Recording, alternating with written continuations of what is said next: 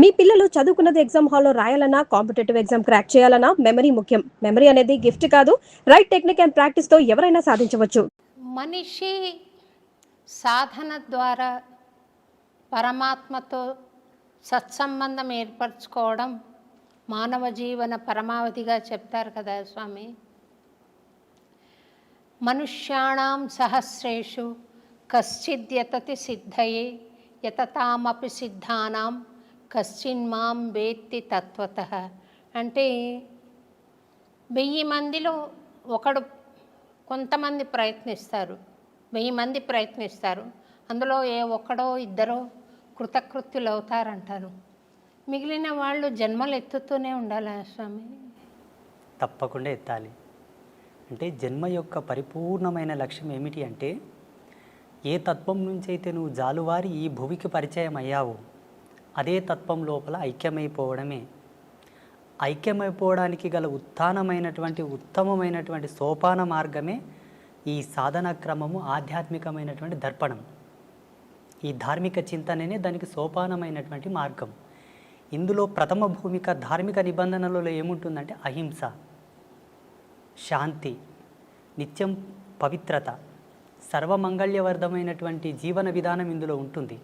అందుకే ధార్మికతతోనే పరమాత్మను చేరుకోవడం సులభము, క్షేమకరము, అన్నిటికీ సయోగ్యమైనటువంటి మార్గమని మనకు ఉద్ఘాటించి చెప్పారు ఋషి పరంపరలు. అన్యమైన మార్గముల వెంబడ కూడా అవలంబింపవచ్చునేమో, బహుదుర్లభం, బహు కాఠిన్యము. అందుకు గల ప్రామాణికమైనటువంటి సూత్రము లేదు. ధార్మికంగా భగవత్ చింతనతో పరమాత్మతో ఐక్యమవ్వచ్చు, మన ముక్తిని మోక్షాన్ని పొందవచ్చు అని అనేకులు నిరూపించి చూపించారు మానవాళికి. కొంతమంది మరణం పాలవుతున్నారు, కొంతమంది మృత్యును జయించి మీ బోటి మహానుభావులు బ్రతికుండంగానే పరమాత్మను దర్శిస్తున్నారు.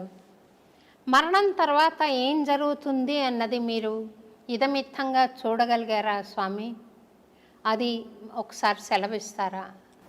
ప్రపంచంలో ప్రతి ఒక్కరూ మరణాన్ని బహు దుర్లభం, చాలా బాధాకరము, అదొక చెడ్డగా భావిస్తారు. చనిపోవడం అంటే ఒక చెడు, ఒక కీడుగా భావిస్తారు. మా ఉద్దేశం ప్రకారంగా, మేము పొందిన అనుభూతి ప్రకారంగా మరణాన్ని మించిన సుఖము, సంతోషం వేరొకటి లేదనుకుంటాను. శాశ్వతానందం అది పొందగలిగితే, ఆ ఓటి మరణాన్ని పొందగలిగితే, దుర్మరణమునకు, దుర్గతితో మరణించిన మరణానికి శాంతి లేదు. అది యాతన, బహు దుర్లభము, బహు కాఠిన్యమైనటువంటి యాతన. అది తగదు జీవుడికి. జీవుడికి ఎప్పుడే కానీ ఇచ్ఛామరణ సంసిద్ధి కలిగినా, భగవత్ ప్రేరణతో మరణ సంసిద్ధి కలిగినా అందుకు మించిన శాంతి వేరొకటి లేదు. అలా చనిపోవడానికి కూడా మన ధర్మం లోపల చాలామంది ప్రాకులాడారు. అందరికీ సుపరిచితులైనటువంటి భీష్మ పితామహ, వారికి మరణం వారి ఇచ్ఛా ప్రేరణతోనే కలిగినది. దక్షిణాయనం వీడి ఉత్తరాయణ పుణ్యకాలం ప్రవేశించే వరకు వారు మరణాన్ని స్వీకరించలేదు. మరణంలో కూడా ఒక ఆనందాన్ని వెతికారు వాళ్ళు, మరణంలో కూడా ఒక ప్రాముఖ్యతను వెతికారు వాళ్ళు. అలా చాలామంది మహితాత్ములు, గొప్ప గొప్ప వాళ్ళు మనకు మరణం గురించి ఎన్నో నిదర్శనాలు ఇచ్చారు. ఈనాడు ప్రజాలోకమంతా కూడా మరణం అంటే భయపడతారు. మరణాన్ని గురించి భయపడవలదు, మరణాన్ని గురించి చింతించవలదు. నువ్వు ఎంత భయపడినా, ఎంత చింతన చేసినా ఈశ్వర ప్రమాణమే జనన మరణములు. ఎలా మరణిస్తున్నావన్న దశని గురించే మనం ప్రాకులాడాలి.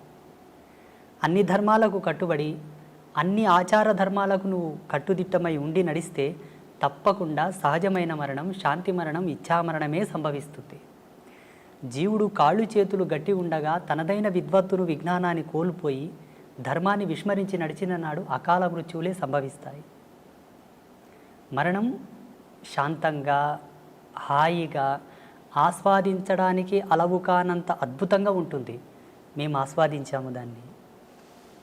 జీవుడు మరణించిన తర్వాత ఏమవుతాడంటే, జీవించి ఉండగా తాను చేసినటువంటి ధర్మాన్ని అనుసరించి, ధర్మమా అధర్మమా, ఆయన జీవన ప్రయాణం అంతయు కూడా భగవత్ సంకల్పానికి దగ్గరగా ఉన్నదా, దూరంగా ఉన్నదా, ఈ యొక్క బేరీజును పట్టుకొని ఆయన మరణించిన తర్వాత యాతనా శరీరంతో ఉండాలా, లేకపోతే సుఖశాంతులతో ఉండే శరీరంతో ఉండాలని డిసైడ్ అవుతుంది.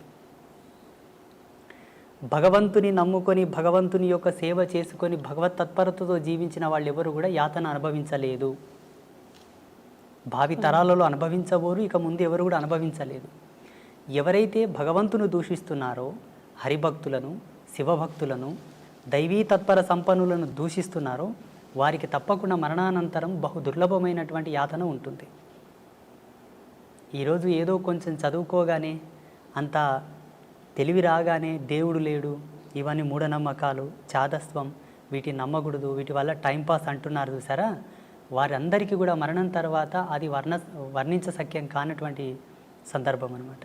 మనిషి శరీరం భౌతికంగా మనం చూస్తున్నాం కదా, అందులో మళ్ళీ ఒక సూక్ష్మ శరీరం ఉంటుంది, ఒక కారణ శరీరం ఉంటుంది, ఒక మహాకారణ శరీరం ఉంటుంది అని చెప్తారు కదా.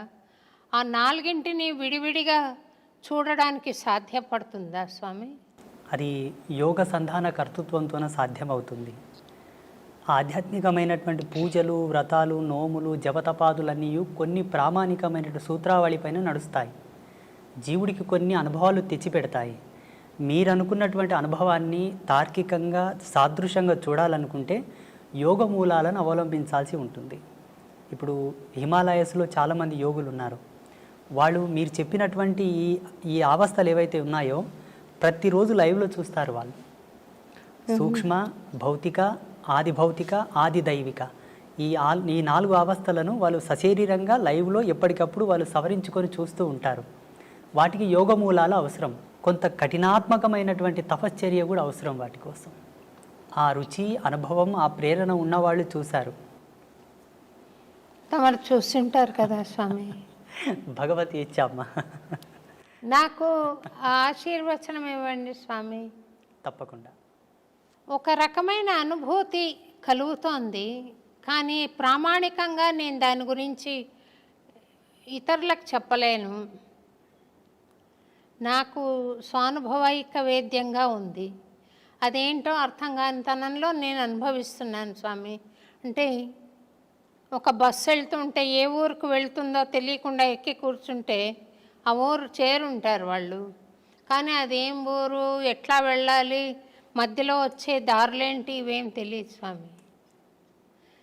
మీరు నాకేమైనా గైడెన్స్ ఇవ్వగలిగితే ధన్యురాలని స్వామి. తప్పకుండా.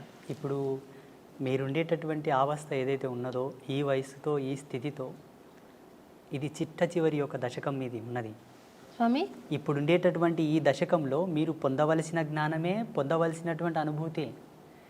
జీవుడు చివరి దశకంలో, చివరి తరుణం లోపల ఈ అనుభవాన్ని గనక పొందితే ఆయనకు ఉత్తరోత్తరమైనటువంటి ధర్మాల్లో భగవంతుడు సహాయంగా ఉంటాడు అన్నది కొన్ని శాస్త్రాల్లో చదివాం మేము.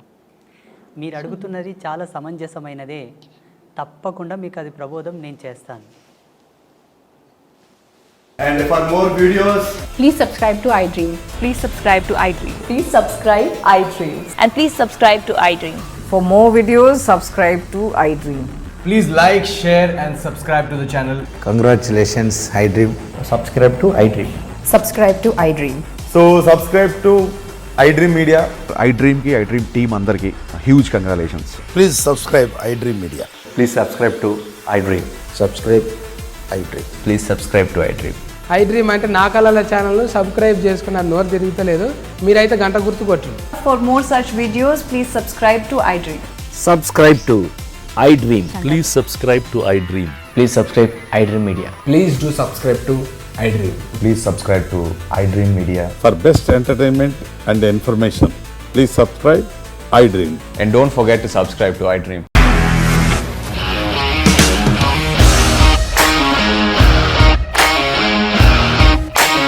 ఇండస్ట్రీలో కమిట్మెంట్ ఇష్యూస్ వస్తే నీకు కూడా వచ్చినట్టు మార్నింగ్ తీసుకెళ్ళారంటే కొట్టి పడేశారు.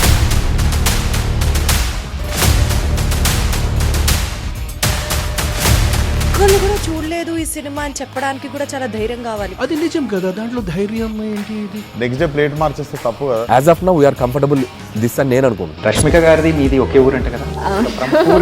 మీకు కోపం వచ్చిందంటే బాగా తిట్టేత్తరా? తిట్టేద్దామండి.